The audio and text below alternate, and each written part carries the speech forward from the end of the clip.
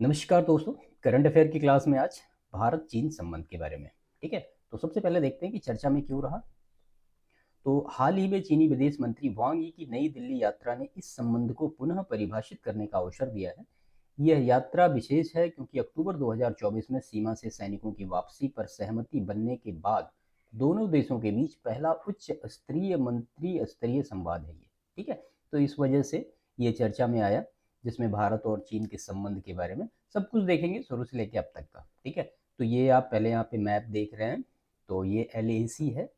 ठीक है, ये जो लाइन ऑफ एक्चुअल कंट्रोल इसको कहते हैं। अब LAC को लाइन ऑफ एक्चुअल कंट्रोल कहते हैं। ये भारत और चीन की सीमा के बीच में एक वास्तविक सीमा रेखा है, और ये जो रेखा है ये जम्मू कश्मीर में भारत अधिकृत क्षेत्र जो है वो चीन अधिकृत क्षेत्र, जिसको ये अक्साई चीन कहते हैं, तो ये अक्साई चीन वाले पार्ट को ये अलग करती है। ये जो रेखा है LAC, ये लद्दाख है और कश्मीर है, उसके बाद उत्तराखंड, हिमाचल प्रदेश, और उसके बाद फिर इधर आप सिक्किम और अरुणाचल प्रदेश से होकर ये गुजरती है। और ये आप ये कह सकते हैं एक युद्ध विराम रेखा भी है, क्योंकि जब 1962 का युद्ध हुआ था उसके बाद से दोनों देशों की सेनाएं यहाँ पर तैनात हैं। ठीक है, तो ये LAC के बारे में है। और अगर महत्वपूर्ण चीज़ें आप देखें कि चीन की जो टोटल लेंथ है वो कितनी है, तो ये गलत है, यहाँ पर 3488 किलोमीटर है। ठीक है, तो 3488 किलोमीटर है, और ये मैकमोहन रेखा जो है एक सीमा रेखा इसकी मानी जाती है चीन और भारत की। 5 स्टेट ऐसे हैं जो चीन और भारत से लगे हुए हैं। कौन कौन से हैं, तो जम्मू कश्मीर है, हिमाचल प्रदेश है, उसके बाद उत्तराखंड है, उसके बाद सिक्किम है, उसके बाद अरुणाचल प्रदेश। तो ये पांचों स्टेट का नाम याद रखिएगा, कितने किलोमीटर की लंबी रेखा वो याद रखिएगा। और ये LAC का पूरा पार्ट है, और ये वेस्टर्न सेक्टर और मिडिल सेक्टर और ईस्टर्न सेक्टर का पूरा एक किलोमीटर में डिवीजन है कि कितने कितने किलोमीटर को ये सारी चीज़ें हैं। ठीक है, तो स्टैटिक पार्ट के लिए भी काफ़ी महत्वपूर्ण डेटा है।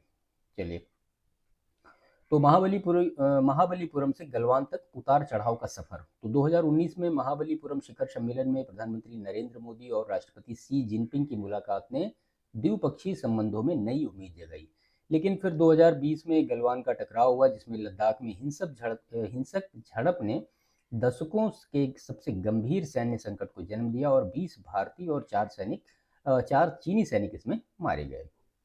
2020 से 2023 पर सीमा पर 50,000 से अधिक सैनिकों की तैनाती और अधोसंरचना निर्माण ने अविश्वास को गहरा किया। इसमें फिर से 2024 में डेपसांग और डेमचोक से सैनिकों की पूर्ण वापसी पर सहमति बनी, जिससे संबंधों में सुधार की संभावना बनी।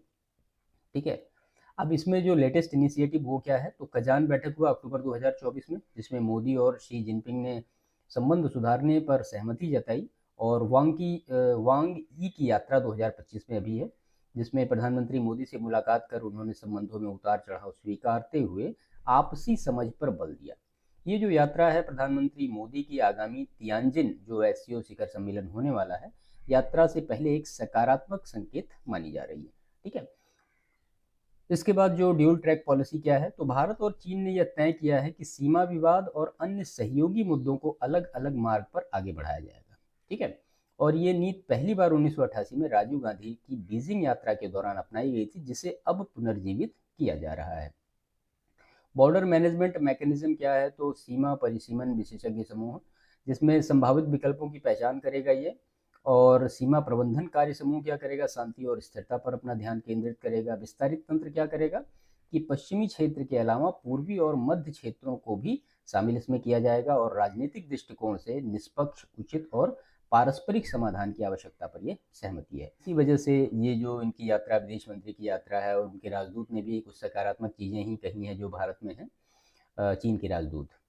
अगर बायलैटरल कोऑपरेशन की बात करें, तो फिर कनेक्टिविटी के लिए सीधी उड़ानों की बहाली और वीज़ा सुविधा पर सहमति। व्यापार में निर्दिष्ट दरों से सीमा पुनः व्यापार आरंभ होगा, जो मतलब दर्रे हैं वहाँ से। नदी सहयोग पे ब्रह्मपुत्र सहित साझा नदियों पर जल जानकारी साझा करने का आश्वासन। अभी हाल ही में ब्रह्मपुत्र नदी पर एक बहुत बड़ा डैम बना रहा है चीन, तो उसके लिए खैर भारत ने अपनी आपत्ति भी जताई है कि जो पानी है वो भारत में भी आता है और बांग्लादेश में भी आता है, तो दोनों जगह के लिए वो फिर थोड़ा प्रॉब्लम क्रिएट करेगा। आर्थिक संबंध में निवेश और व्यापार प्रवाह बढ़ाने का इसमें प्रयास किया गया है। अब इसके कुछ प्रमुख अवरोध क्या क्या है, तो देपसांग हुआ 2013 में, चुमार 2014 में, डोकलाम हुआ 2017 में और लद्दाख जो हुआ 2020 में जैसी घटनाओं ने गहरी अविश्वास की स्थिति पैदा की है। और चीन पाकिस्तान का सहयोग, तो सैन्य और खुफिया साझेदारी भारत की सुरक्षा चिंताओं को बढ़ाती है, कि जैसे कि अभी ऑपरेशन सिंदूर में आप सभी लोगों ने देखा कि चीन ने पाकिस्तान के लिए क्या क्या किया है। जल सुरक्षा, तो ब्रह्मपुत्र पर चीन के विशाल बांध जो है निचले प्रवाह वाले भारत के लिए खतरा है। आतंकवाद में भारत ने एससीओ मंच पर सीमा पार आतंकवाद के खिलाफ सख्त रुख दोहराया है। देखिए, भारत ने आतंकवाद के मामले को अच्छी तरीके से उठाया है जो विश्व पटल पर है। आर्थिक निर्भरता में चीन के निर्यात प्रतिबंध में जैसे दुर्लभ मृदा है, मशीनरी है, उर्वरक है, भारत की औद्योगिक व खाद्य सुरक्षा पर भी असर डालते हैं।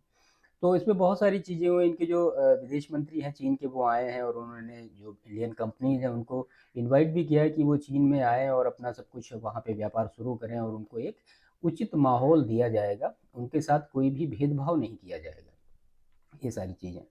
फाइनली कंक्लूजन में, तो भारत चीन संबंधों का भविष्य इस बात पर निर्भर करेगा कि सीमा पर अस्थायी शांति स्थापित हो पाती है या नहीं। हाल की कूटनीतिक सक्रियता से अवसर तो बने हैं, किंतु चुनौतियां अभी भी गहरी है।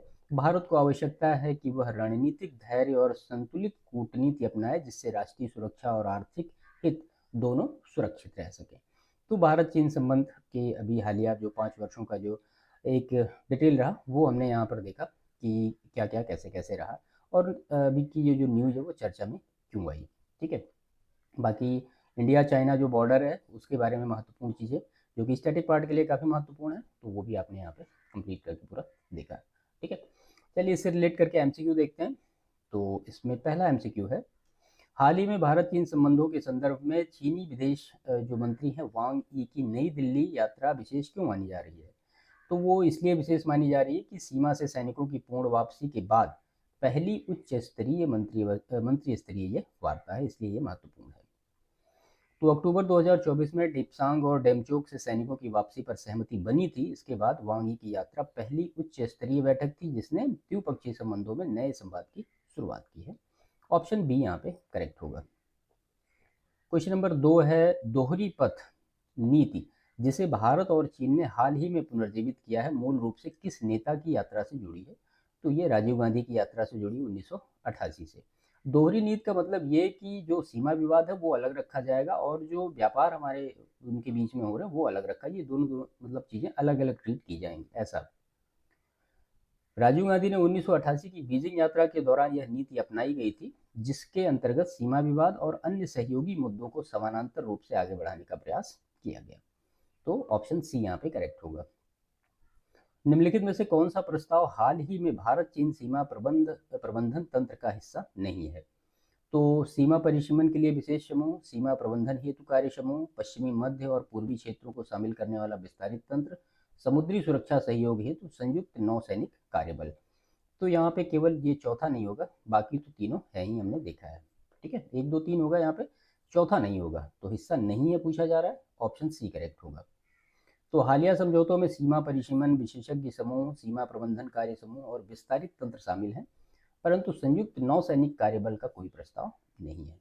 ठीक है, इसके बाद क्वेश्चन नंबर 4 है, भारत चीन संबंधों में विश्वास की कमी के प्रमुख कारणों में से कौन सा गलत है? तो यहाँ पे बार बार चीनी घुसपैठ, देपसांग चुमार डोकलाम, और चीन पाकिस्तान सैन्य गठजोड़, चीन द्वारा ब्रह्मपुत्र पर विशाल बांध, और भारत द्वारा रीजनल कॉम्प्रहेंसिव इकोनॉमिक पार्टनरशिप समझौते में शामिल होना। तो ऑप्शन डी यहाँ पे ये गलत होगा, बाकी ये तो तीनों है। तो भारत ने RECP समझौते में शामिल होने से परहेज किया था, और अन्य जो सभी कारण दिए, सीमा तनाव, चीन पाकिस्तान गठजोड़, जल सुरक्षा जोखिम, विश्वास की कमी का ये मूल कारण है। ठीक है, ऑप्शन डी यहाँ पे करेक्ट होगा। क्वेश्चन नंबर 5 है, हाल ही में भारत चीन द्विपक्षीय सहयोग के संदर्भ में कौन सी पहल तय की गई है? तो सीधी उड़ानों को पुनः आरंभ करना, सीमा व्यापार पुनः खोलना, साझा नदियों पर जल सूचना उपलब्ध कराना, संयुक्त रक्षा उत्पादन समझौता। इसमें से पूछा जा रहा है कि कौन कौन सा द्विपक्षीय सहयोग के लिए तय किया गया है? तो ये संयुक्त रक्षा उत्पादन समझौता नहीं किया गया, बाकी और तीनों है। ऑप्शन बी यहाँ पे करेक्ट होगा। तो दोनों देशों ने सीधी उड़ान की बहाली, सीमा व्यापार पुनः शुरू करने और साझा नदियों पर सहयोग की सहमति जताई है, परंतु संयुक्त रक्षा उत्पादन का कोई समझौता नहीं हुआ है। सो ऑप्शन बी यहाँ पे केवल करेक्ट होगा। ठीक है, तो ये कुछ महत्वपूर्ण MCQ थे इस टॉपिक से रिलेटेड जो कि हमने यहाँ पे डिस्कस किया।